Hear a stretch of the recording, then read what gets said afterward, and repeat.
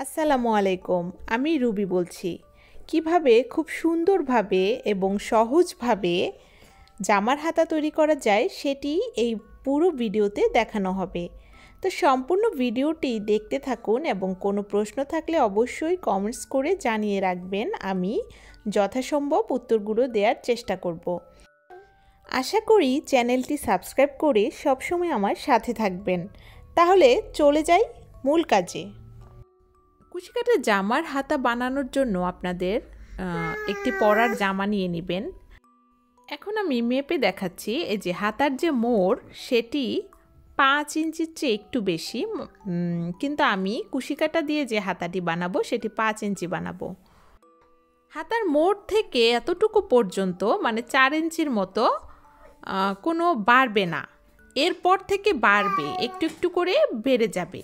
তো 4 ইঞ্চি পর্যন্ত কোনো বাড়বে না, আপনারা শুধু নর্মালভাবে কাজ করে যাবেন। 4 ইঞ্চির পর থেকে একটু হাতাটি তেড়া করার জন্য মানে উপর দিকে বাড়ানোর জন্য আমাদের কাজ করতে হবে। যতটুকু পর্যন্ত আপনারা হাতাটি করতে যান ততটুকু পর্যন্ত।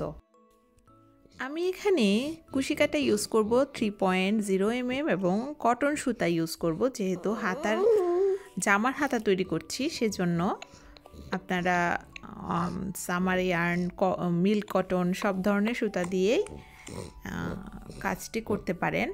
তা আমি একদম পিওর 100% কটন সুতা ইউজ করছি এবং আমি চেন করে নিব হাতার মোড় যে 5 ইঞ্চি মেপে নিয়েছি সেই 5 ইঞ্চি পর্যন্ত। 5 ইঞ্চি না হওয়া পর্যন্ত আমরা চেনটি করতে থাকব।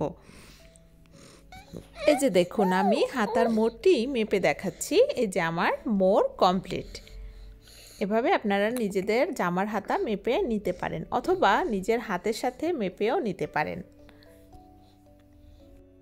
এখন আমি 3টি এক্সট্রা চেন টেনে নিব ডাবল ক্রোশে করার জন্য। 3টি চেন টানার পরে 4 নাম্বার চেনে আমি ডাবল ক্রোশে করব। এভাবে আমি সম্পূর্ণ চেনটিতে ডাবল ক্রোশে করে নিব।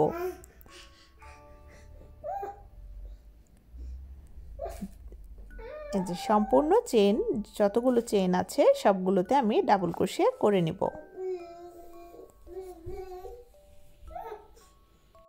এই যে দেখুন, আমি সম্পূর্ণ চেনে ডাবল ক্রোশে করে নিয়েছি।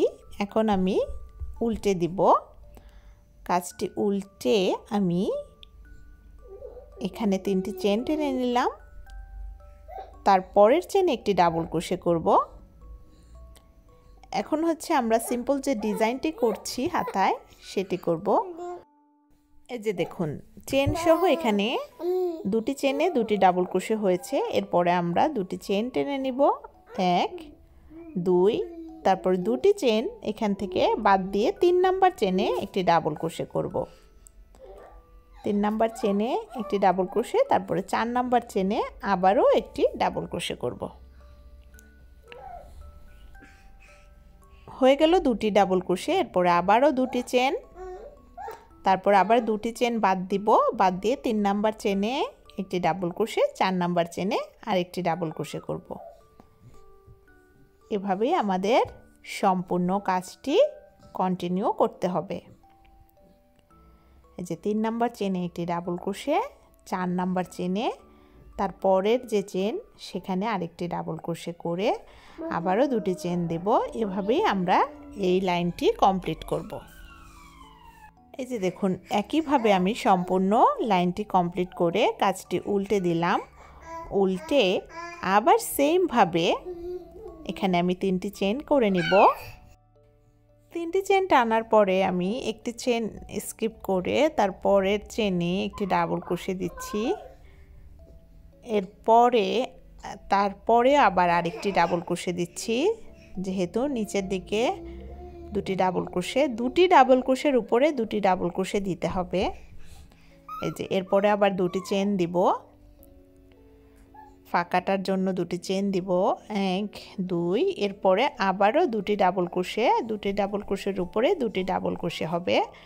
এই যে একটি ডাবল ক্রোশের উপরে একটি ডাবল ক্রোশে দিচ্ছি, এরপরে পরের ডাবল ক্রোশের উপরে আরেকটি ডাবল ক্রোশে হবে। এই যে এরপরে আবার 2টি চেন, এভাবে আমাদের এই লাইনটি কমপ্লিট করতে হবে। এই যে দেখুন একেবারে সেম ভাবে আমি এই লাইনটি কমপ্লিট করে কাজটি উল্টে এখন আমি ডাবল ক্রোশে দিতে থাকবো প্রতিটি চেনে একটি করে। এই যে তারপরে ডাবল ক্রোশের উপরে একটি ডাবল ক্রোশে, আর ফাঁকার মধ্যে যেহেতু আমরা দুটি চেন দিয়েছি তার মানে দুটি ডাবল ক্রোশে হবে। ফাঁকার মধ্যে দুটি ডাবল ক্রোশে।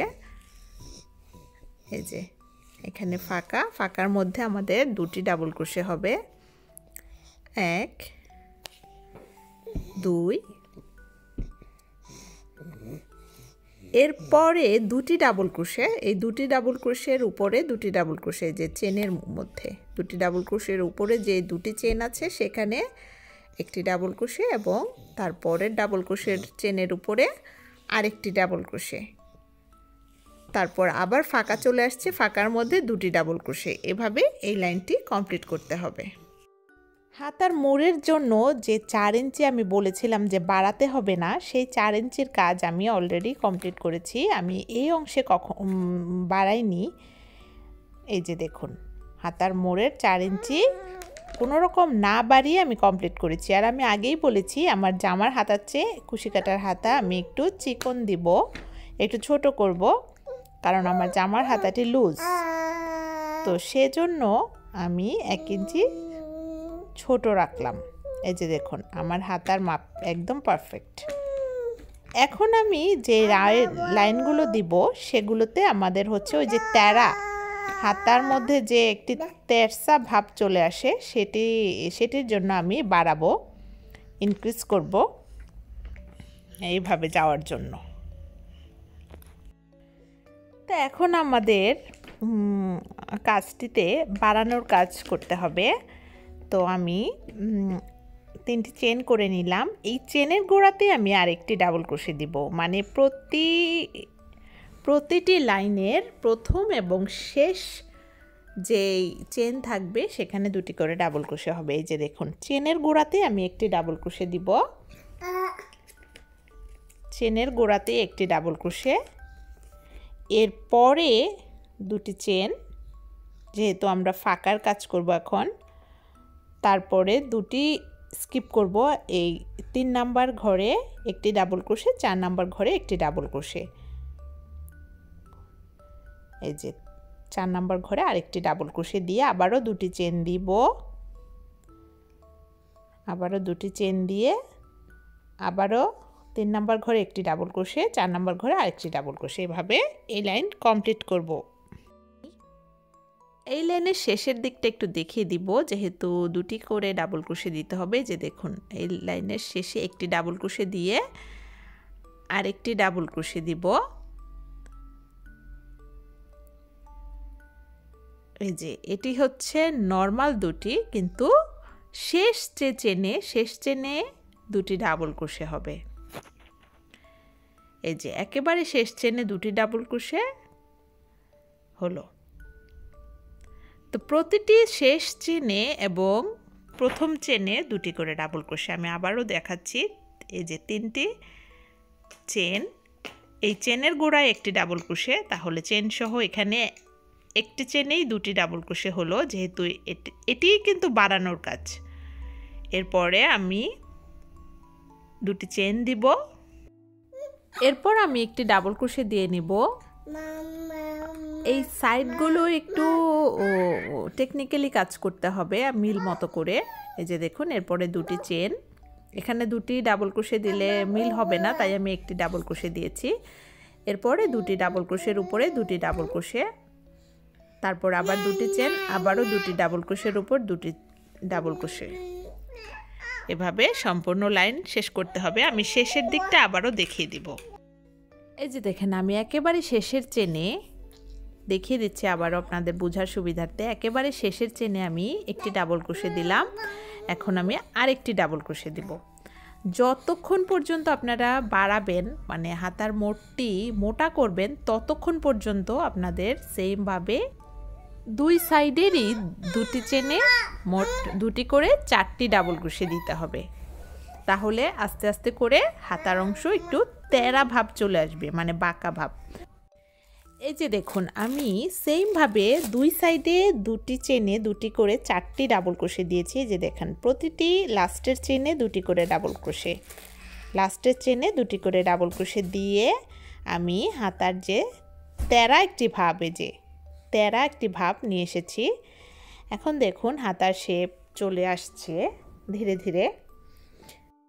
আপনারা যদি আরও মোটা করতে চান হাতা, তাহলে আপনারা আরও বাড়িয়ে নেবেন, মানে দুই সাইডে দুটি চেনে দুটি করে ডাবল ক্রোশে হবে, তাহলেই আপনাদের এই তেরা ভাবটি চলতে থাকবে। আপনাদের বোঝার সুবিধার্থে আমি হাতার সাথে, জামার হাতার সাথে আমি কুশি কাটার হাতাটি যেটি আমি তৈরি করছি সেটি মেপে দেখিয়ে দিচ্ছি। এই যে দেখুন আমাদের যে মোটা অংশ সেটি চলে এসেছে। যে মোটা অংশ আপনারা চাইলে আরও বাড়িয়ে নিতে পারেন, কিন্তু মোটা অংশ এতটুকুই, এরপরে আমরা আর বাড়াবো না, আমরা হচ্ছে নর্মাল চলতে থাকবো। কারণ এর আগে আমরা লাস্টে দুই সাইডের দুটি চেনে দুটি করে ডাবল ক্রোশে দিয়েছি, এখন একটি করে ডাবল ক্রোশে নর্মাল প্যাটার্নে যাবে, তাহলে আর বাড়বে না। আমাদের মোটা অংশ কিন্তু চলে এসেছে, আমাদের আর মোটা করার দরকার নেই। মোটা করতে হলে আমরা দুই সাইডে দুটি চেনে দুটি করে ডাবল ক্রোশে দিব, কিন্তু এখন আর মোটা করব না, মোটা অংশ চলে এসেছে, এখন আমরা নর্মাল একটি করে ডাবল ক্রোশেই দিব, একটি করে ডাবল ক্রোশে দিয়ে এগিয়ে যাব। এই যে দেখুন আমি 3টি চেন টেনে নিচ্ছি। 3টি চেন টানার পরে আগের মতো কিন্তু এই চেনের গোড়ায় আরেকটি ডাবল ক্রোশে দিব না, আমি পরের চেনে, এই যে দেখুন পরের চেনে একটি ডাবল ক্রোশে দিলাম। যদি আমি বাড়াতাম তাহলে চেনের গোড়াতেই আরেকটি ডাবল ক্রোশে দিতাম, তাহলে দুই ডাবল ক্রোশে দিয়ে দুটি চেন টেনে দুটি চেন স্কিপ করে তারপরের চেনে 3 নাম্বার চেনে একটি ডাবল ক্রোশে, 4 নাম্বার চেনে আরেকটি ডাবল ক্রোশে। এই যে আবারও দুটি চেন, 3 নাম্বার চেনে একটি ডাবল ক্রোশে, 4 নাম্বার চেনে আরেকটি ডাবল ক্রোশে। এভাবে আমাদের এই লাইনটি কমপ্লিট করতে হবে। এই যে দেখুন আমি সেম ভাবে না বাড়িয়ে অনেকগুলো রো করে নিয়েছি। এই যে এই প্রতিটি লাস্টের চেনে কিন্তু এইখানে বাড়াইনি, একটি চেনে একটি ডাবল ক্রোশে দিয়েছি। এর আগে যেমন যেই পর্যন্ত বাড়িয়েছে এই পর্যন্ত একটি চেনে দুটি ডাবল ক্রোশে, যে দেখুন দুটি ডাবল ক্রোশে, দুটি ডাবল ক্রোশে। যখন আপনাদের হাতার পরিমাণ মতো মোটা অংশ চলে আসবে তখন আর বাড়াবেন না, নর্মালি সাইডের দুই চেনে দুটি ডাবল ক্রোশে হবে, মানে নর্মাল ওই যে হাতার মোড়টা যেভাবে করেছি সেই মোড়ের মতোই করতে হবে। এই যে দেখুন এখন আর বাড়ছে না, সোজা যাবে। আপনারা চাইলে আরও লম্বা করতে পারেন, কিন্তু আমি আর লম্বা করব না, আমি হাতা এখানেই শেষ করে দিব। তো এখন আমি উপরের যে শেপটা সেটা নিয়ে আসব। উপরের যে শেপটা সেটা আনার জন্য আমি 3টি চেন টেনে নিলাম। 3টি চেন টানার পরে যে দেখুন আমরা 3টি চেন স্কিপ করব, 4 নাম্বার চেনে একটি ডাবল ক্রোশে দেব। 1 2 3, 3টি চেন স্কিপ করে বাদ দিয়ে 4 নাম্বার চেনে একটি ডাবল ক্রোশে করব। 4 নাম্বার চেনে একটি ডাবল ক্রোশে করে, এই যে দেখুন অলরেডি 3টি চেন যে করেছিলাম সেটা একটু বাঁকা হয়ে গিয়েছে। তারপরে চেনে আরেকটি ডাবল ক্রোশে করব, এরপরে আবার দুটি চেন দিব সেম ভাবে আগের মতোই, দুটি চেন দুটি ডাবল ক্রোশে, দুটি চেন দুটি ডাবল ক্রোশে, এভাবে এই লাইনটি কমপ্লিট করব। আমি শেষের দিকে একটু দেখিয়ে দিচ্ছি।